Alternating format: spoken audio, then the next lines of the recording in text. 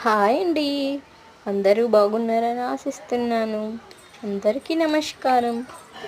మళ్ళీ వచ్చేసింది మీ నిషి పిల్ల మిమ్మల్ని అలరించడానికి.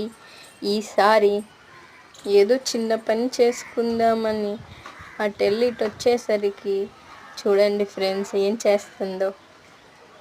ఆ చిన్న బాస్కెట్ తెచ్చేసి అందులో ఉన్న కాటుక మొత్తం తీసేసి కళ్ళ నిండా రుద్దేసుకుని, వాజ్లిన్ డబ్బా తీసేసి మొత్తం మూతి నిండా రాసుకుని, ఏమేంటో చేసేసుకుని ఆమంతటికి ఆమె మేకప్ వేసేసుకుంటుంది. చూడండి ఫేస్ అంతా ఎలా ఖరాబ్ చేసేసుకుందో.